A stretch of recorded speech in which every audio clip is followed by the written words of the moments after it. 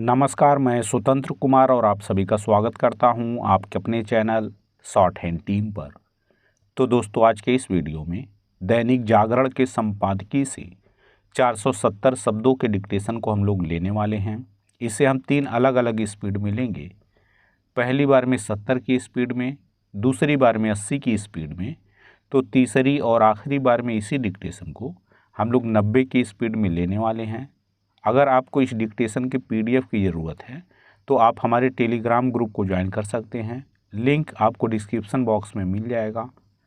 तो 70 की स्पीड में आपका डिक्टेशन स्टार्ट होगा 5 सेकंड के बाद। तब तक के लिए आप रेडी रहें।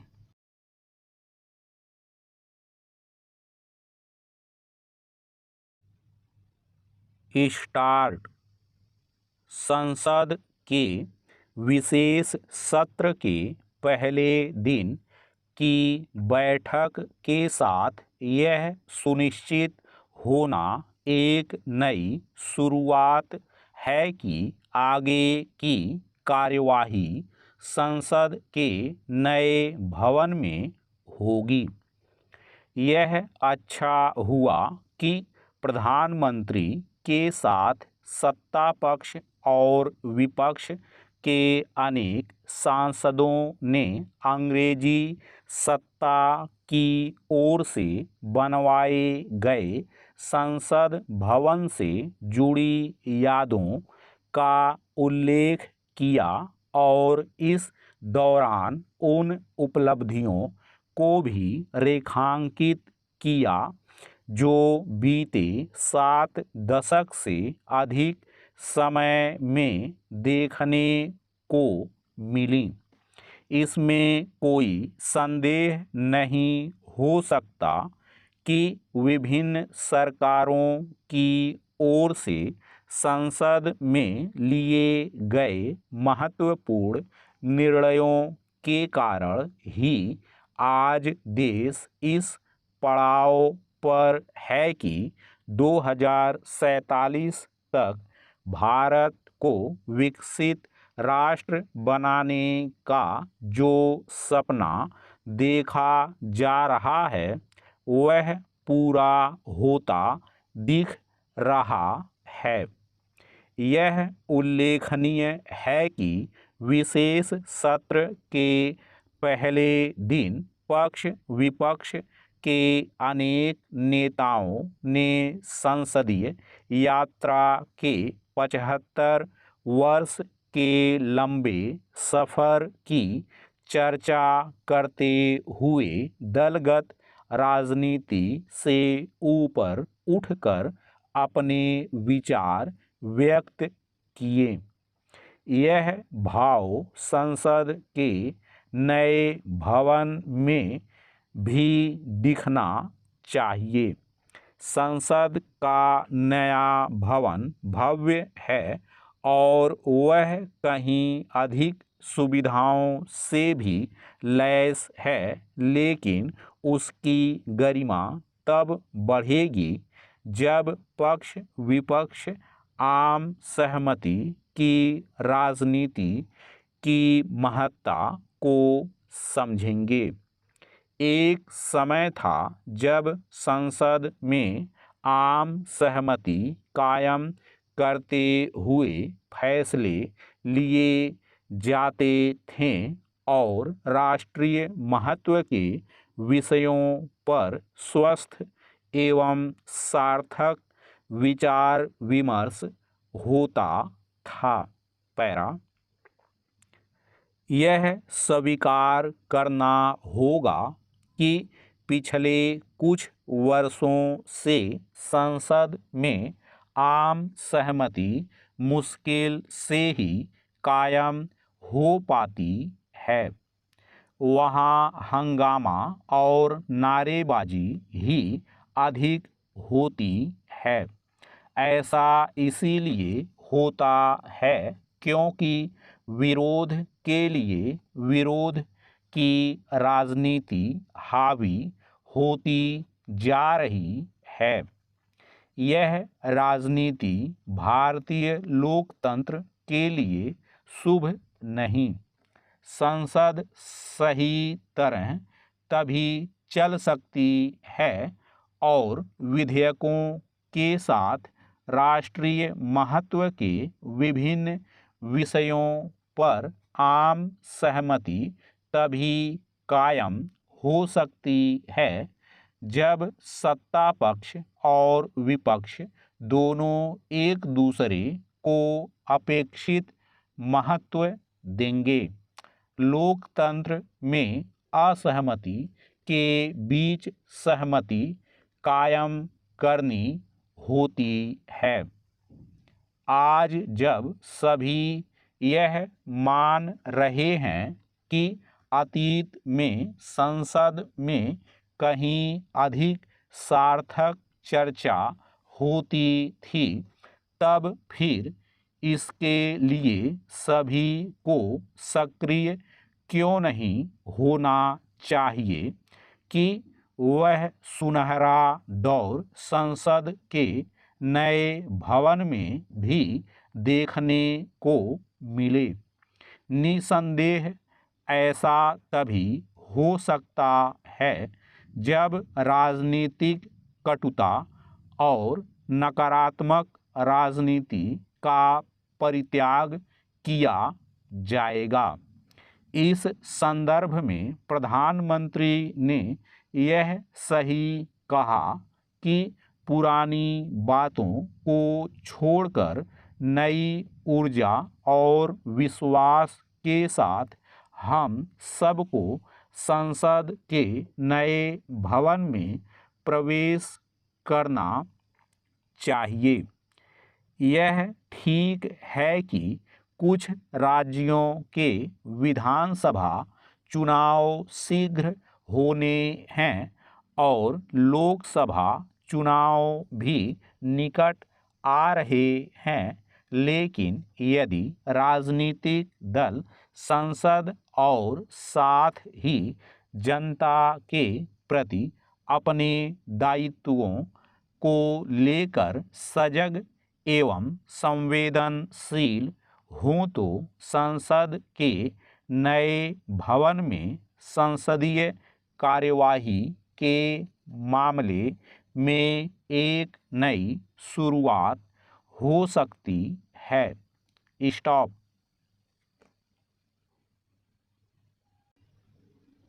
दोस्तों, इसी डिक्टेशन को दूसरी बार में हम लोग 80 की स्पीड में लेंगे और आपका समय स्टार्ट होगा 5 सेकंड के बाद। तब तक के लिए आप रेडी रहें।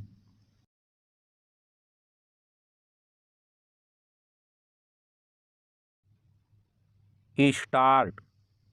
संसद के विशेष सत्र के पहले दिन की बैठक के साथ यह सुनिश्चित होना एक नई शुरुआत है कि आगे की कार्यवाही संसद के नए भवन में होगी।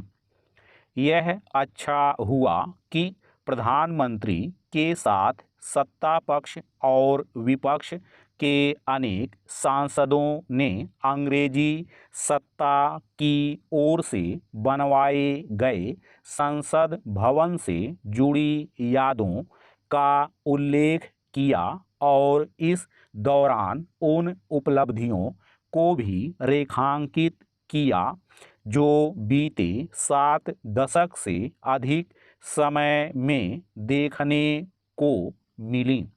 इसमें कोई संदेह नहीं हो सकता कि विभिन्न सरकारों की ओर से संसद में लिए गए महत्वपूर्ण निर्णयों के कारण ही आज देश इस पड़ाव पर है कि 2047 तक भारत को विकसित राष्ट्र बनाने का जो सपना देखा जा रहा है वह पूरा होता दिख रहा है।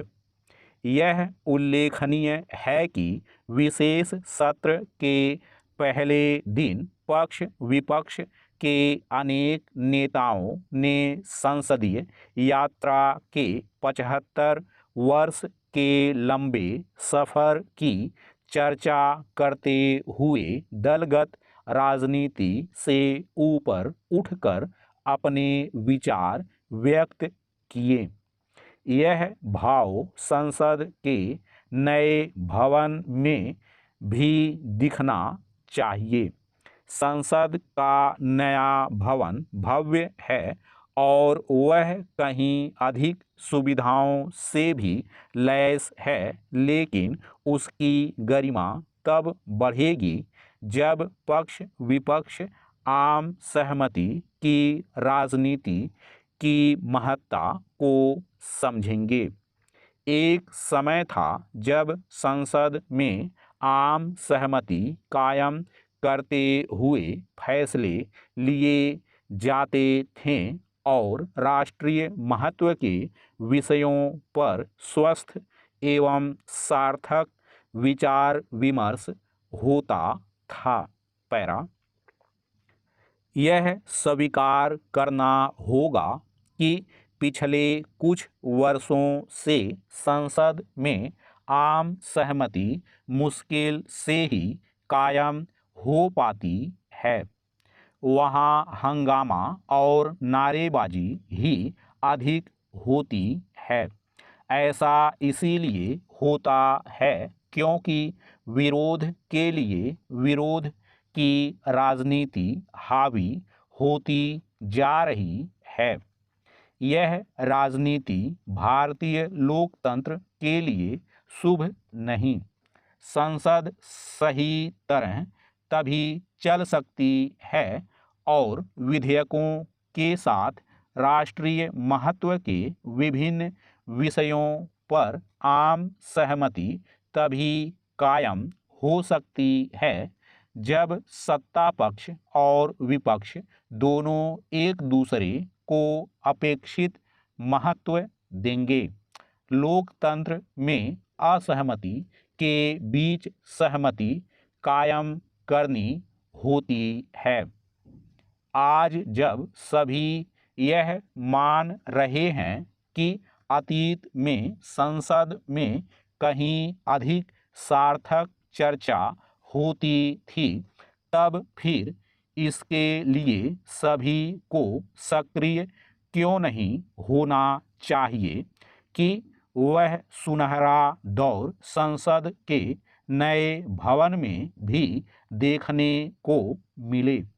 निसंदेह ऐसा तभी हो सकता है जब राजनीतिक कटुता और नकारात्मक राजनीति का परित्याग किया जाएगा। इस संदर्भ में प्रधानमंत्री ने यह सही कहा कि पुरानी बातों को छोड़कर नई ऊर्जा और विश्वास के साथ हम सबको संसद के नए भवन में प्रवेश करना चाहिए।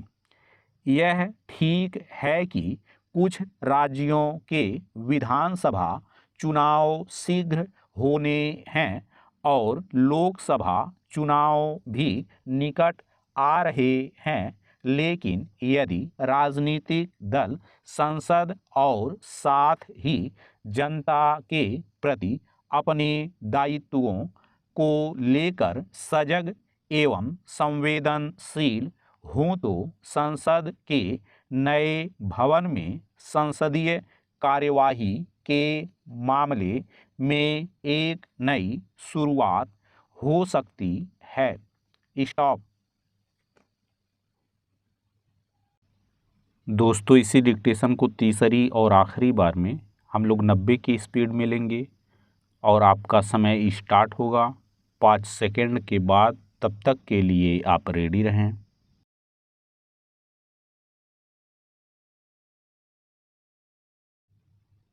स्टार्ट। संसद के विशेष सत्र के पहले दिन की बैठक के साथ यह सुनिश्चित होना एक नई शुरुआत है कि आगे की कार्यवाही संसद के नए भवन में होगी। यह अच्छा हुआ कि प्रधानमंत्री के साथ सत्ता पक्ष और विपक्ष के अनेक सांसदों ने अंग्रेजी सत्ता की ओर से बनवाए गए संसद भवन से जुड़ी यादों का उल्लेख किया और इस दौरान उन उपलब्धियों को भी रेखांकित किया जो बीते 7 दशक से अधिक समय में देखने को मिली। इसमें कोई संदेह नहीं हो सकता कि विभिन्न सरकारों की ओर से संसद में लिए गए महत्वपूर्ण निर्णयों के कारण ही आज देश इस पड़ाव पर है कि 2047 तक भारत को विकसित राष्ट्र बनाने का जो सपना देखा जा रहा है वह पूरा होता दिख रहा है। यह उल्लेखनीय है कि विशेष सत्र के पहले दिन पक्ष विपक्ष के अनेक नेताओं ने संसदीय यात्रा के 75 वर्ष के लंबे सफर की चर्चा करते हुए दलगत राजनीति से ऊपर उठकर अपने विचार व्यक्त किए। यह भाव संसद के नए भवन में भी दिखना चाहिए। संसद का नया भवन भव्य है और वह कहीं अधिक सुविधाओं से भी लैस है, लेकिन उसकी गरिमा तब बढ़ेगी जब पक्ष विपक्ष आम सहमति की राजनीति की महत्ता को समझेंगे। एक समय था जब संसद में आम सहमति कायम करते हुए फैसले लिए जाते थे और राष्ट्रीय महत्व के विषयों पर स्वस्थ एवं सार्थक विचार विमर्श होता था। पैरा यह स्वीकार करना होगा कि पिछले कुछ वर्षों से संसद में आम सहमति मुश्किल से ही कायम हो पाती है। वहाँ हंगामा और नारेबाजी ही अधिक होती है। ऐसा इसीलिए होता है क्योंकि विरोध के लिए विरोध की राजनीति हावी होती जा रही है। यह राजनीति भारतीय लोकतंत्र के लिए शुभ नहीं। संसद सही तरह तभी चल सकती है और विधेयकों के साथ राष्ट्रीय महत्व के विभिन्न विषयों पर आम सहमति तभी कायम हो सकती है जब सत्ता पक्ष और विपक्ष दोनों एक दूसरे को अपेक्षित महत्व देंगे। लोकतंत्र में असहमति के बीच सहमति कायम करनी होती है। आज जब सभी यह मान रहे हैं कि अतीत में संसद में कहीं अधिक सार्थक चर्चा होती थी, तब फिर इसके लिए सभी को सक्रिय क्यों नहीं होना चाहिए कि वह सुनहरा दौर संसद के नए भवन में भी देखने को मिले। निसंदेह ऐसा तभी हो सकता है जब राजनीतिक कटुता और नकारात्मक राजनीति का परित्याग किया जाएगा। इस संदर्भ में प्रधानमंत्री ने यह सही कहा कि पुरानी बातों को छोड़कर नई ऊर्जा और विश्वास के साथ हम सबको संसद के नए भवन में प्रवेश करना चाहिए। यह ठीक है कि कुछ राज्यों के विधानसभा चुनाव शीघ्र होने हैं और लोकसभा चुनाव भी निकट आ रहे हैं, लेकिन यदि राजनीतिक दल संसद और साथ ही जनता के प्रति अपने दायित्वों को लेकर सजग एवं संवेदनशील हों तो संसद के नए भवन में संसदीय कार्यवाही के मामले में एक नई शुरुआत हो सकती है। स्टॉप।